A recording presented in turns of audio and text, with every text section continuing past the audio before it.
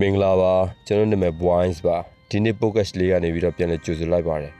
လူတွေကတိုက်ပွဲဆိုရင်တနက်တန်တွေဘုံတန်တွေအတန်ကြီးကြီးတက်ဖြတ်မှုတွေတွေးထွက်တန်ယူမှုတွေနဲ့ပြည့်နှက်နေတဲ့စစ်မြေပြင်ဆိုတာကိုပဲတတိယတတ်ကြတယ်အဲ့လိုမဟုတ်ပဲနဲ့ဘဝထဲကအတန်မထွက်တဲ့တိုက်ပွဲတွေမြင်ကြည့်လို့မရတဲ့တိုက်ပွဲတွေနေ့တိုင်းဖြစ်နေတယ်ဆိုရင်ရောခင်ဗျားတို့ယုံနိုင်ရဲ့လားဒီနေ့ကျွန်တော်ပေးခြင်းတဲ့ size လေးကတိုက်ပွဲမဟုတ်တဲ့တိုက်ပွဲဆိုတဲ့ခေါင်းစဉ်လေးနဲ့ညီကိုမောင်နှမတွေစီကိုစာအိတ်လေးပေးလိုက်ပြစေကျေးဇူးပြုပြီးတော့ကျွန်တော်ရဲ့ YouTube channel လေးကိုလည်း like and subscribe လုပ်ထားပေးကြပါဦး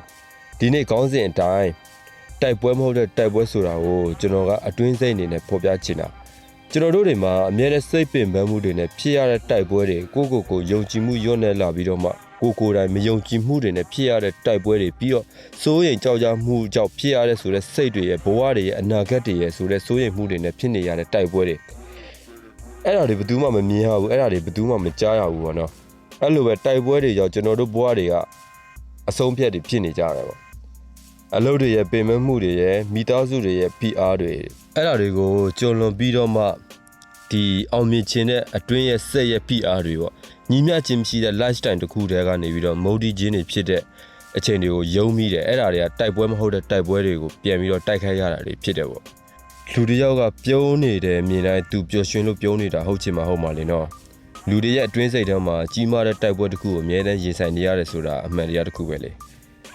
relationship ကြောင့်တော့အလုပ်ကြောင့်တော့ငွေကြေးကြောင့်ပြီးရင်ပတ်ဝန်းကျင်ကြောင့်အများသူငှားကြောင့်ကိုထိခိုက်ပစ္စည်းစေခြင်းတဲ့စိတ်ကကြီးမားလာတဲ့တိုက်ပွဲတစ်ခုပဲလေနော်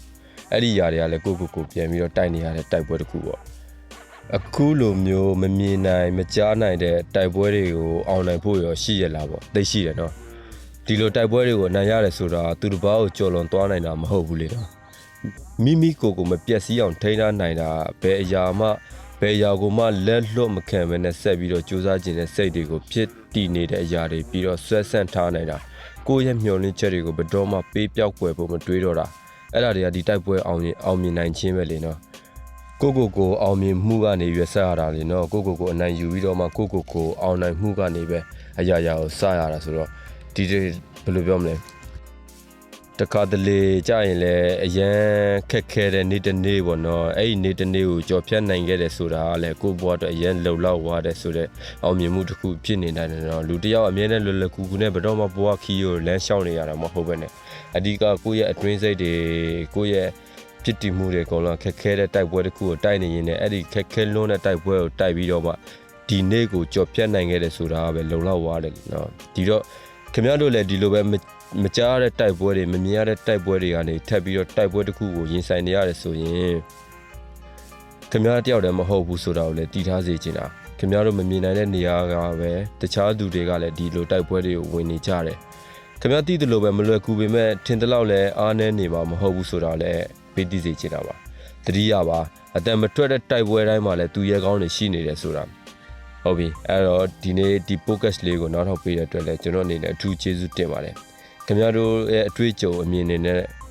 တကယ်ပဲလက်တွေ့ဘဝရဖြတ်သန်းမှုတွေရှိခဲ့ရင်လည်းကျွန်တော် comment မှာပြန်ပြီးတော့မျှဝေပေးကြပါဦးနောက်တစ်ချိန်မှာလည်းစိတ်ကိုခွန်အားရှိစေမယ့်အကြောင်းအရာလေးတွေနဲ့ပြန်တွေ့ကြမယ် peace